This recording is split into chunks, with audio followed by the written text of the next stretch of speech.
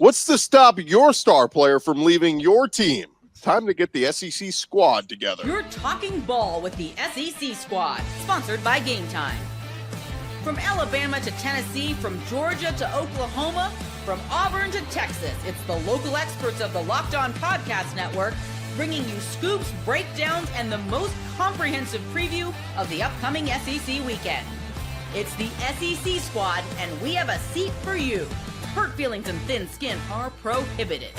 Squad up, you're part of the SEC squad. What's up, everybody? Welcome to the SEC squad. Sit back, grab your favorite beverage, and join us as we get you ready for another week talking all things SEC. And today's episode brought to you by FanDuel. Right now, new customers can get $250 in bonus bets when your first $5 bet wins. That's at FanDuel.com. Let's welcome in our group, our squad. We got Zach Blackerby, host of Locked On Auburn. We've got John Miller from Locked On Mizzou, Chris Marler, Locked On Gamecocks, Jimmy Stein, Locked On Bama, and Eric Kane joining us from Locked On Vols. Boy, have they had a lot of stuff to talk about this week. Guys, welcome in. Let's do a wellness check on Eric real quick. Hey, numbers. How you been? Numbers are fantastic. Hey, Zach, I'm doing well this week, all right? I busted my tail this weekend. I had about 7 episodes up by Monday morning. Probably not that many, but numbers are good, and just trying to strike while the iron's hot, right? So I'm fine. Now, let's see who Tennessee gets in the portal at the quarterback position, but I'm doing okay. Yeah, that's where I want to start, guys. The Nico Iamaleava saga that transpired in the last week. This thing's not even a full week old yet. I mean, last Friday we hear the reports that he wants to rework his NIL deal with the team and all this kind of stuff, and then we find out he missed practice. And by Saturday morning, they're about to go play an orange and white spring game. We find out he's been dismissed from the team after missing Friday's practice, and all this thing happens so quickly. So, guys, throw it out to you. What was your reaction when you find out Tennessee no longer has their starting quarterback?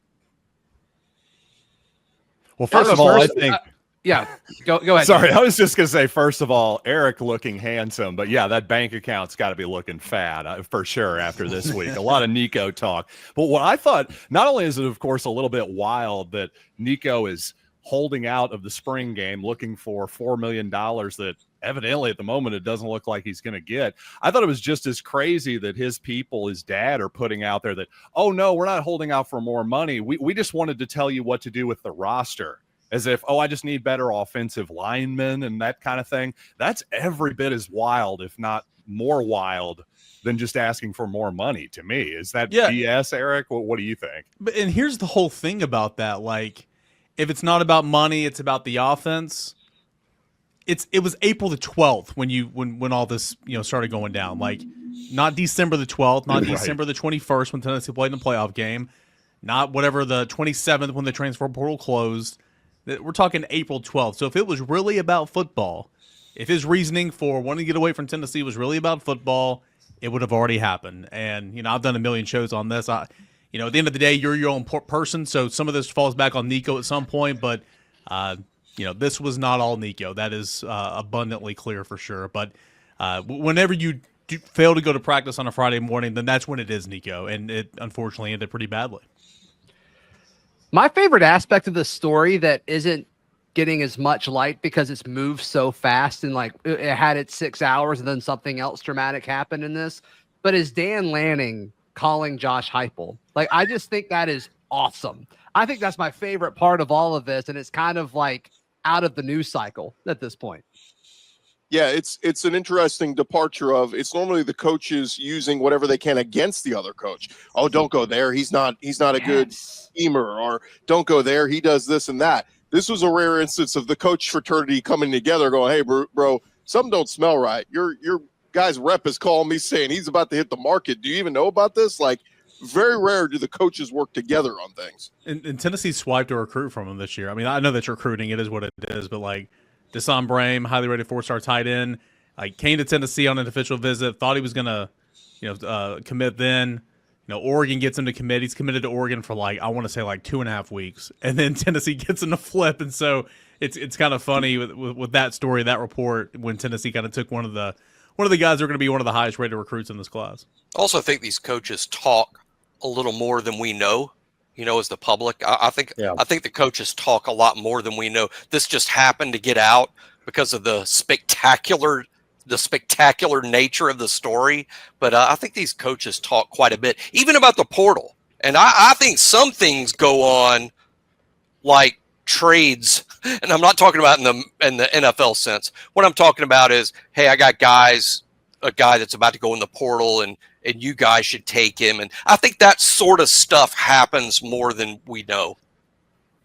Yeah, not to give a plug to another podcast, but Lane Kiffin went on with Theo Vaughn this week, a really funny conversation, a candid conversation with Lane. But Lane revealed the group text that it's him and a bunch of other coaches in the SEC.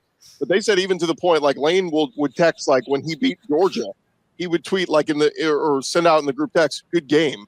And like the other coaches would be like, "Dude, Kirby's pissed. Why are you sending him that?" So it's funny, like, why? Typical Lane, yeah. Yeah, they do talk a lot. Lane probably talks. Who's in that group? Because this is like, it was SEC Media Days maybe last summer. Like, this has been brought up before. It's Lane, it's Kirby, Sark, like I think. Okay. Yep. I think it's a Saban tree. Yeah, I was gonna say. So I mean, you got what's his name in it as well. The Florida coach. I'm blanking on his name right now. He's got to be in it. Billy Napier. Yeah, Napier's got to be in it. Yeah. I mean, there's probably what, 4 or 5 guys.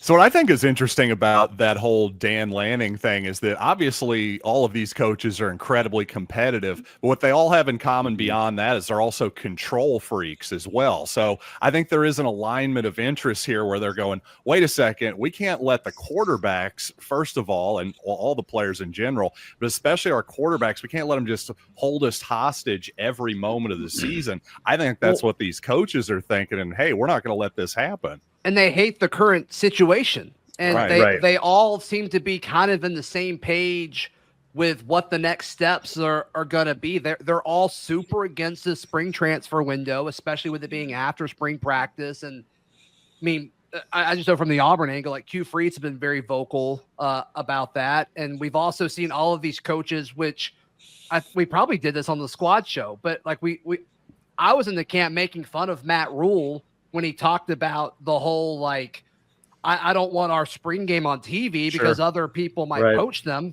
Right. And like, oh, that's actually a real thing. Like, I've had conversations with folks, at Auburn where it's like, yeah, we're trying to hide some of these guys. And so, I mean, going back to what we just said, like, I think these coaches talk way more than I think a lot of people realize. And I think they agree. And they're kind of all on the same team against, where college football is headed. And I think we should listen to them. Speaking it kind of, feels like they kind of came in with this idea of like this is like the straw that broke the camel's back. And like I honestly, in 5 or 6 years, we're probably going to think this blank show that was Nico and his dad, because it's probably going to be what ends up making a change for the calendar, which is what they need. But yeah, I think Kirby said it best a couple weeks ago. He said it last year too. It's like, I don't care about the portal. I don't care about kids going to try and go make money like with NIL and that kind of stuff.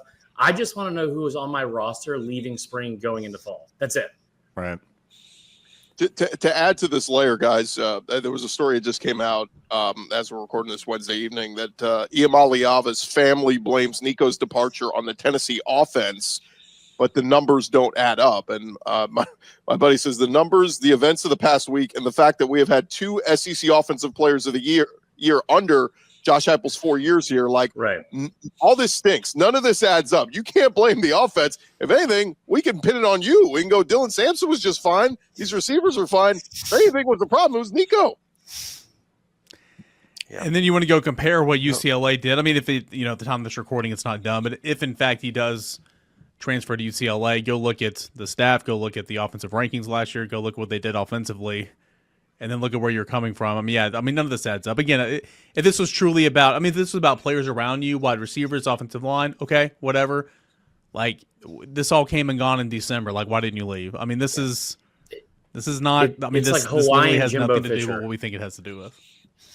It's just Jimbo Fisher as a quarterback, just the gaslighting everyone, like one another raise. When you go 8-4 again, giving excuses as to like it's never going to be his fault. And honestly, here's the thing too, guys. No one's touched on this yet. I don't think any of it really, or I don't think a majority of it is from Nico. I think an overwhelming majority of all of this and this huge debacle has come from his dad and his representatives. Like I don't think he has been the one driving the ship. Yeah, and so many people that are anti-NIL and anti-transfer portal, like they are eating this up, right? But this is an extreme situation of people close to it. We're assuming it's his father. I mean, I don't know him personally, but everybody's running with the assumption that it's his father. But whoever it is that's close to Nico, like, how many of these guys are in situations where something like this could actually happen, and the individual player is going to listen to this person that's close to them? Like, I do think that number is lower than the naysayers of the current state of college football would like to admit. I don't know how many people in college football could actually do what Nico attempted to do a week ago. You know, there's a commonality about, Nico saying it's the offense. No one ever says it's about the money.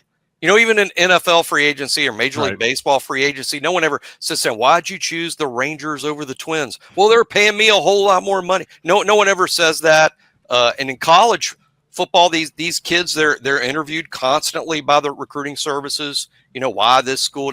No one ever says money, but I think we all know what's kind of, if not the driving, force behind it all. But for Nico and his people to hint it's the offense is just sort of absurd. I don't know that anyone's buying that anywhere. Yeah, Gordy, I know you. Jimmy, a lot of people moved to LA for non-money reasons. People, you know what I mean? That's like the first thing you want to do. Like, when what's drawing him to UCLA's offense, other than the fact that they don't score? Maybe he can help that. But it's really absurd. Well, it'll also be interesting too, because the tax. I mean, he's going to take a killing in terms of the income tax you have to pay. So if you are not going to be getting paid as much as you were at Tennessee, then you are taking a massive pay cut. But end of the day, like, I couldn't agree more. It's that's why it's kind of sad. I mean, I'm not in these conversations, so like I'm not going to act like I'm right there. But Nico liked it here at Tennessee. I feel like his teammates liked him. I feel like he liked being a part of that locker room. So it's tough to put all this on him. But when you no-show and you ghost your team and your coaches for a Friday morning practice, that is when it turns to Nico. So I think there's some blame on both sides in terms of his camp and the quarterback in this one. Yeah, he could have. I can't wait to find out Pete Nakos has been behind it the whole time. It's been a whole like just puppeteer the entire time. Hey, look, I'm waiting for the story that Nico has to wait tables on the side just to make ends meet out in LA with his minuscule NIL deal he's going to get. All right, when we return, guys, what's to stop your star player from leaving your team? The SEC squad. Talking more ball next. Back to the squad in just a second, but first, scaling your business requires the right expertise at the right time. And with Upwork, you can find specialized freelancers in marketing, development, design, and more, experts ready to help you take your business to the next level. Upwork gives businesses flexibility by connecting them with top freelance talent across multiple industries, including IT, AI, web development, and marketing. Whether you need extra hands for a project or a long-term partner, Upwork makes hiring simple and affordable. And finding the right talent, if you need help with a marketing campaign, Upwork can connect you with a freelance expert who delivers incredible results. Posting a job is free and simple. Within a day, with multiple qualified candidates to choose from, they will get you a list. Instead of hiring full-time, Upwork helps find affordable top-tier freelancers to scale your business effectively. Go visit Upwork.com right now. Post your job for free. That's UPWORK.com. Upwork.com to connect with top talent and grow your business today. SEC squad rolling along here. And guys, I wanted to throw this thought out there because, look, Eric can attest to this. Tennessee fans might have been a little bit shocked in a 48-hour period that they lose one of their best players, to the portal. And so it got me thinking, like, what's to stop other players from doing this? And obviously the easy answer is, well, if you take care of them with NIL deals, and there is no, issue. But, man, this be the start of something. We talk about guys, know your worth. If a guy thinks he's not getting paid what he's worth, he could hit that portal. And, man, we could talk about, Nico's the biggest name, but we could see maybe perhaps some more big names in the coming years that just jump ship last minute. Yeah, I think the thing that makes the Nico thing so interesting is they didn't have a deal done elsewhere. And I think you're going to see big names leave. And I think you're going to see, guys, I think we already have seen this. It just wasn't the hoopla that was Nico because of the whole threatening to sit out thing, which in hindsight makes sense because he didn't have the deal from somewhere else. So I think most of these. I don't think that's true, by the way, but go ahead. Really? then why wouldn't he just take why would he just not do one more to practice with Tennessee and then? I'm sorry. Are you talking about the practice? Or are you talking about the playoff game report?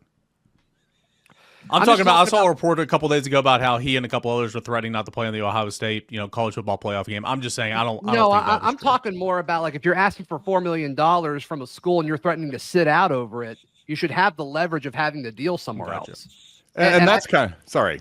No, well, I just think when somebody asks, like, if I'm a player that's currently making $300,000 a year, I want to make $500,000 a year. With as much tampering that's happening, and nobody seems to care because all coaches are doing is like this unspoken, agreed upon thing. If I'm going to pitch a fit, if I go to my school's collective and say, "Well, I need $500,000, or I'm out of here," you typically have the leverage of having that deal somewhere else. And so, to me, I think the Nico situation isn't going to happen that often because I just don't think that's how most of these people are negotiating. Well, I think to answer Chris Gordy's original question here, I don't think there's really anything stopping them other than leverage. And I think a lesson that I hope a lot of people across the nation, players learn here is don't overplay your hand, because I think that's what Nico did here. If you look at the other side of these negotiations from Tennessee and obviously Josh Heupel's perspective, I think Heupel, you tell me if I'm wrong here, Eric, I think he's pretty confident in his ability to run that offensive system and find a quarterback that he thinks he can hand the keys to. I think that's what he's saying there as much as anything, because obviously the money means something, but it's more just like, hey, who the heck do you think you are? I'm going to try to wrest control back of this program. Yeah, I think he was pissed off at Nico and the whole situation because, quite frankly, when you don't show up to practice the day before, your coaching staff is calling you the entire day, and then apparently he talked to the offensive coordinator. Huh? He's dinner with OC the night before. The OC and the team the night before. Yeah, and that was after Nico's his initial report came out, and so and then you go and you can't get a hold of him all day long, and then finally you call the OC Friday night, as it was reported. I think he felt some type of way about it, but then he went on and he was like, "Look, I've won with old quarterbacks, young quarterbacks. I've won with guys that started to get hurt in week 6, last day of training camp." I think he feels confident in himself, but I also feel like he was feeling some type of way on Saturday. But there's no doubt that, right Tennessee, certainly in a perfect world, they would have brought Nico back. I just think there was a certain line that he didn't want crossed, and it was crossed. Do y'all think if he would have just go ahead, Marler? Like everyone keeps forgetting about this, he already had a deal. I mean, he was already getting $2.4 million as a part of that 3-year, $8 million deal that he signed reportedly out of high school. So one, it wasn't like he didn't have anything in place, or Tennessee wasn't meeting him halfway and they were trying to kind of use their own leverage and wait till the season because of how much he kind of underwhelmed last year. And then the other thing too is nobody in the country is happier right now than that kid from Tulane that went to Duke and got $8 million for 2 years, because nobody is talking about that guy fleecing one of the smartest schools in the country because of what Nico just did. Well, that's the thing I've been saying all week is know your worth. Like they always tell the kids, know your worth. That's meant for a kid making 0 who wants to be paid $200,000. Like, know your worth. When you're already getting $2 million and you're a pretty decent average to decent quarterback, but you're not great, that's your worth. Nico was getting paid his worth. So him to be like, but I get what it is, the wandering eye. You saw Darian Mensah go to Duke for $4 million, and we saw Carson Beck go to Miami for $4 million. We all agree both those deals are insane. Neither of those guys are going to live up to that money. So again, it's almost like those big fat contracts in baseball where this guy gets a 12-year deal. Nobody thought that was a good deal for Pujols to go to the Angels for whatever it was, $100 million at the time. But just because they're stupid and did it doesn't mean I have to be stupid and do it. But they're going, well, that's what the market dictates. No, the market doesn't dictate that. 2 idiots got paid stupid money, right? Well, and we're also assuming that number is correct. I mean, it does seem like the closer you get to it, the reported numbers seem to be higher than what the guys are actually getting. But to me, and I've said this since NIL started, but why are contracts not a thing? And when they are a thing, like people are talking about Nico's deal, it's like, yeah, but clearly it wasn't Clearly, it had no strength or value whatsoever in all of this. So people bring up the coaches' contracts. They have buyouts. Right. Put a buyout in the player. Oh, Nico, Right. you want to go? Fine. Pay back this amount of money in your buyout, right? Yeah. And so is that going to, like, that's not going to change when everything switches over, July 1st or whatever, to my understanding. I still don't think contracts are allowed. Y'all correct me if I'm wrong on that, but I don't think that's allowed to change. I was going to say contractually, there's probably some hamstrung issues with coaches are contracted with the university. And of course, these players have contracts with collectives, which are not the university, wink, wink, but they're not the university. And I think that's why they lack some bite. I don't even believe that the collective contract language can say you must play at the University of Tennessee. You must play in 13 games. You must listen to what Josh Heupel tells you to do. I don't think that's all in those collective deals. And I think that's one of the reasons it makes it almost easier to, for lack of a better term, hold out. Yeah, because it can't be performance based. NIL deals still can't be performance based. So, and then it's like if they become performance based, you almost go too far in the other direction. So it's I don't really know what the answer is. I will say there's another pushback here. Go ahead, John. Oh, sorry. I was just going to say, real quickly that the other part of it is I don't think any of this is helping Nico Iamaleava's his value in the eyes of NFL people either. But go ahead, Marler. Right. No, so my bad. What I was going to say too is like what's crazy about this, and it's not talked about enough, is Zach, you remember this when the first day you were allowed to sign NIL deals, like it was July 1st, I think 2021 or 2022, Summer 12:01 a.m. Bo Nix comes out with that Instagram ad with Milo's sweet tea that he posted at like 12:01 a.m. Like the next morning, we heard about the first big deal. And it was De'Aaron King, a transfer quarterback that went to Miami, and he got $20,000 from college hunk movers in Miami. And at the time, it was like that was a big number. And now that's nothing. It's only been 4 years. Well, and Herb Street brought it up. I think he was on McAfee this week, and he brought that up. Like, can we get back to what NIL was?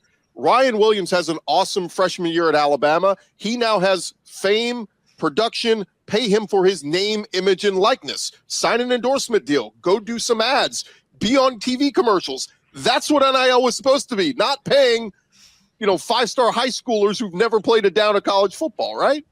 Yeah, I was talking with a collective person, not at Auburn, another school, but all these, he was saying like all these guys, they come asking for more money, and then when we get them an NIL opportunity for them to go to, a team shop, a local team shop that sells gear on a Saturday morning, or the example they used was like a car shop, from a grand opening for a car shop that they wanted to pay a few players to come out there. They don't want to do it. They just want the NIL money from the collective, and that's that. Marler brought this up a minute ago.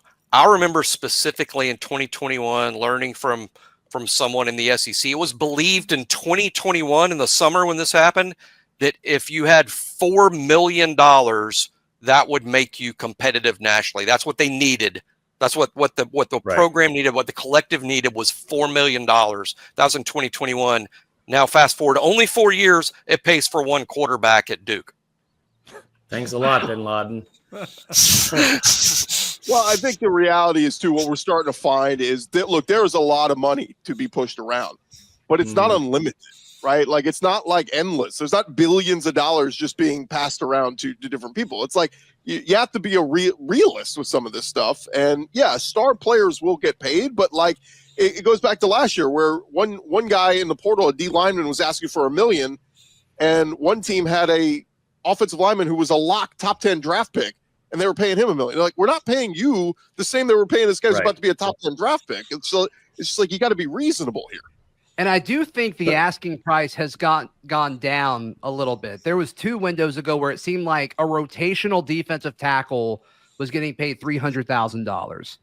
And it doesn't seem to be that high anymore. Based on some of the numbers that I'm hearing, you guys may be hearing that it's gone the other way. But based on like some of the conversations I've had over the last week or so leading up to the portal, it does seem like the market is leveling out and becoming a little bit more realistic to some extent.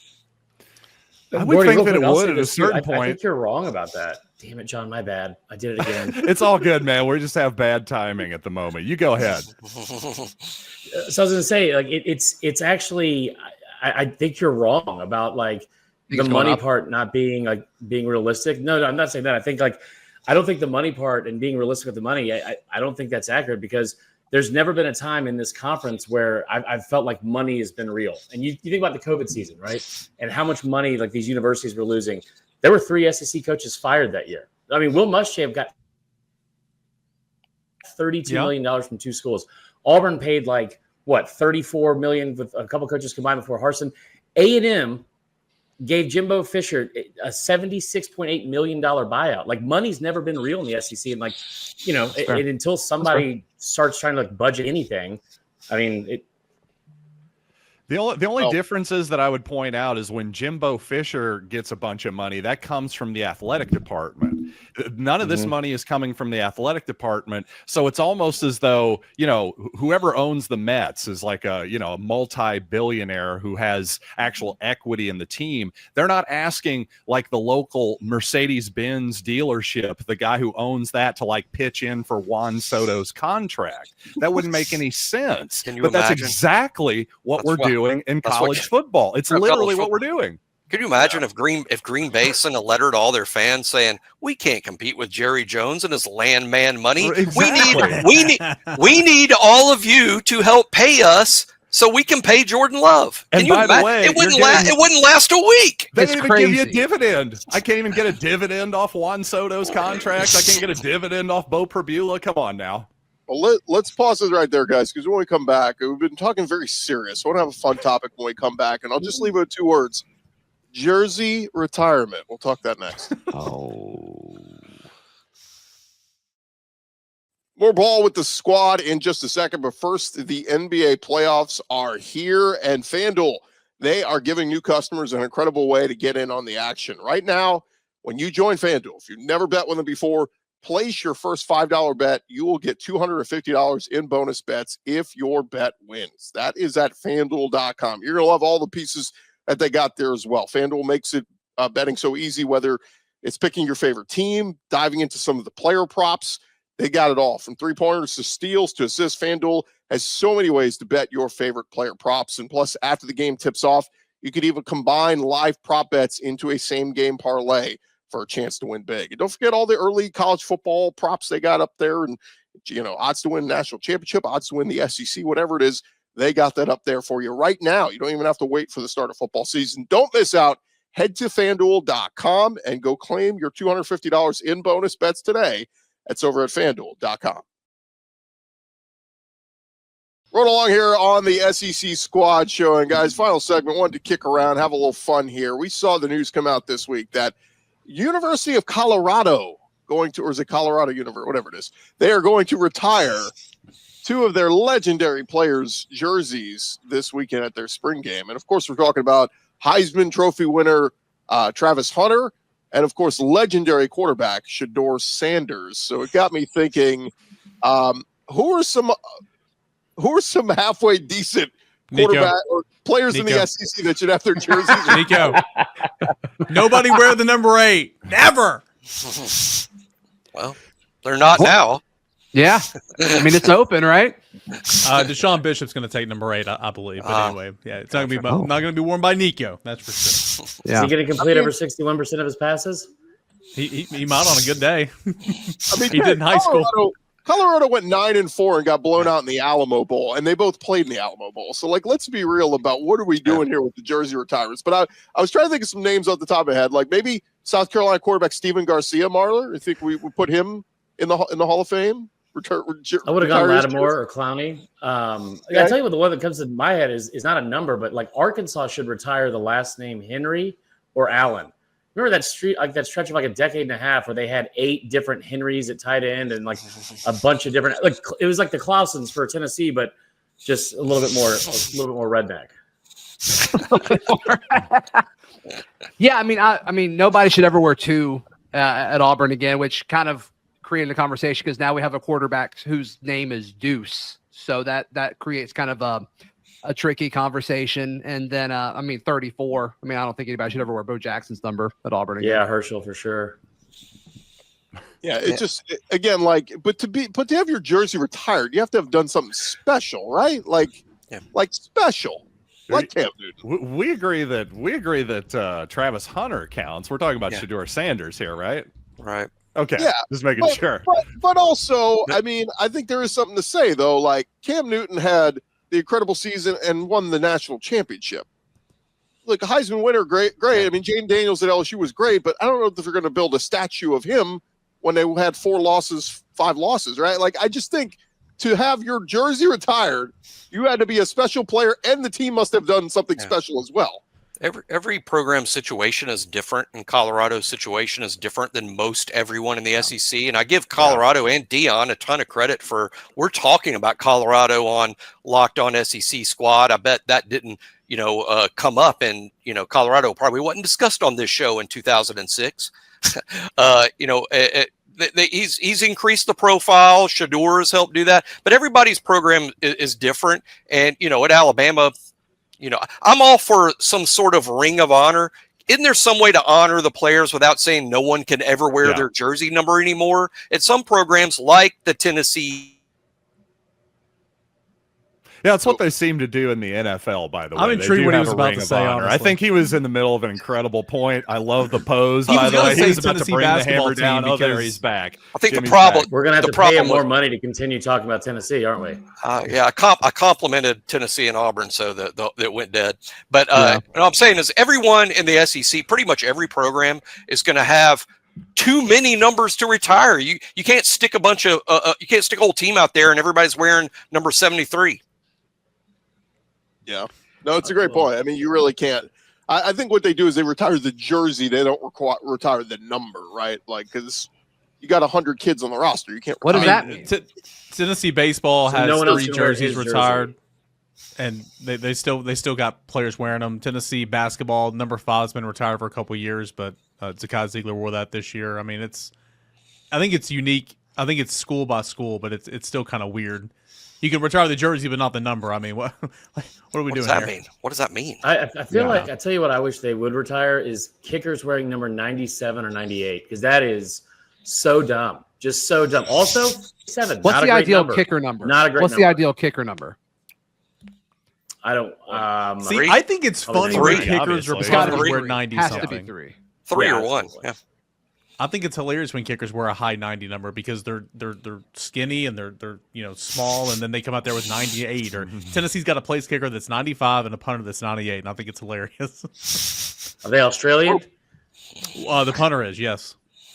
Real quick as we wrap up. Honestly, they were trying to get a lower number, but since most of this Australians are on the metric system, they probably just end up going to a higher number. Also, I don't understand the metric system, and I feel like I might have opened myself up to some harsh criticism in the comments here.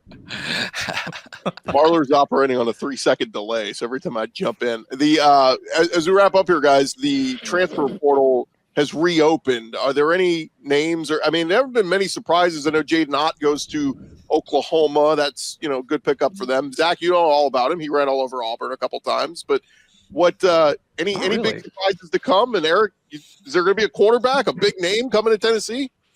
We'll see, man.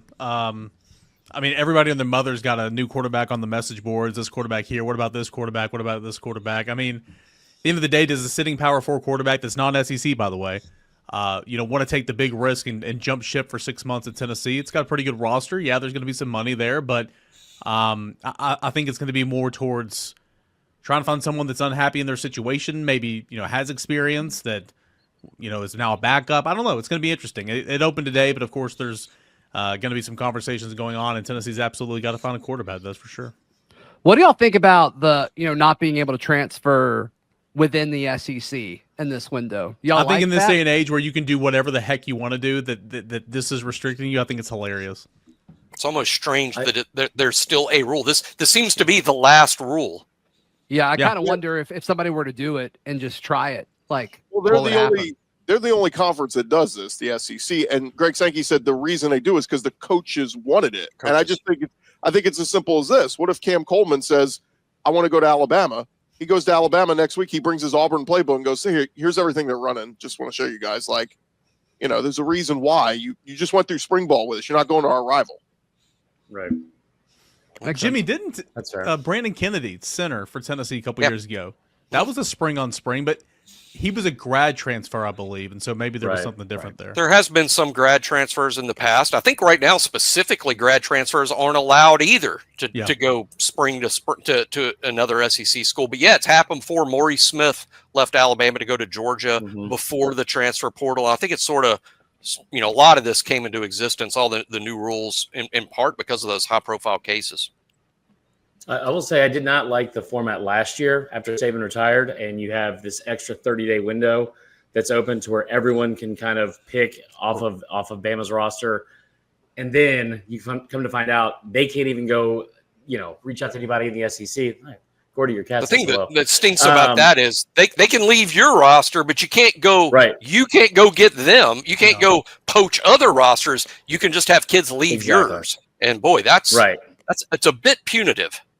Well, the O-line. Are we going to talk about Harsin, by the way? Go ahead. Talk about Harsin. Wrap us up. Four running backs in 24 hours. 4 running backs left, Cal, in 24 hours after one spring camp with Brian Harsin. I cannot believe someone hired him. I can't believe it. Crunch Fitness. Wow. He's not a head coach. I mean, he's just no, he is not. OC. I mean, he's actually being paid quite well to not be a head coach. Wow. Yeah, again. Wow, there's a lot of folks in the SEC still paying those bills. Jimbo Fisher says hello. Ed Ogeron says hello. So they are better coaches than Brian Harsin. Well, Ogeron's at least got a championship, but so does Jimbo. Jimbo does too. Yeah. Oh yeah, forget about Jimbo's that. got a big one. Oh yeah. So does Orgeron. Jameis Winston won that one. All right, gents, it's been fun. It's always fun to talk all things SEC. Hey, a reminder to follow and subscribe to your favorite SEC squad or team or show here on the Locked On Network. We'll be covering your favorite team throughout the offseason, almost in the summer months, guys. SEC Media Days will be here before we know it, every day throughout this offseason. And don't forget, I'll have you covered with the entire conference every day with Locked On SEC, part of the Locked On Podcast Network, covering your team every day. Hey, if you can throw an RPO slant and a vertical, head on down to Knoxville. Please, come on down. Brian Harsin stinks.